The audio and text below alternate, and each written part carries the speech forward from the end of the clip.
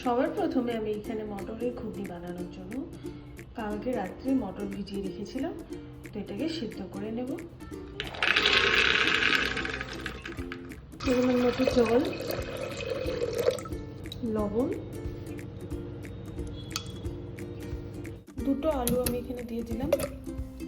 2 থেকে 3টা সিটি দিয়ে নিব। ততক্ষণ চলো আমরা সবজিগুলোর আটাটা মেখে নিই।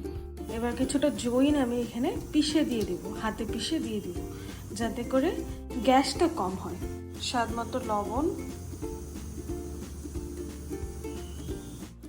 রিফাইন তেল দিয়ে ভালোভাবে একটু ময়ান দিয়ে তারপর তেলে নেব।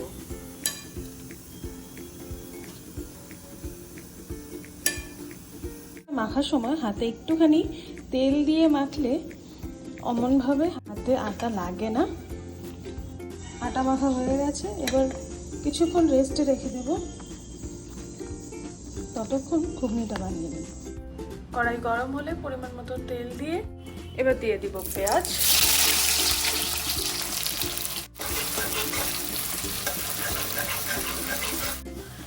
থেতো করে রাখা রসুন আর আদা। রসুনটা থেতো করে দিলে এটা টেস্টটা ভালো আসে। তারপর টমেটো,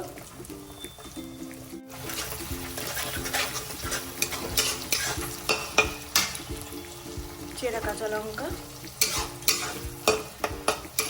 হলুদ, সামান্য একটু জিরার গুঁড়া, সামান্য একটু লঙ্কার গুঁড়া, ধনের গুঁড়া চাইলে দিতে পারেন, আমার কাছে ছিল না বলে আমি দিই।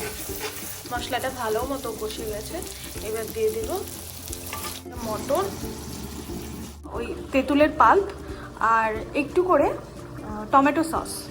সো এটা মিশিয়ে আমি এবার দিয়ে দেবো এখানে।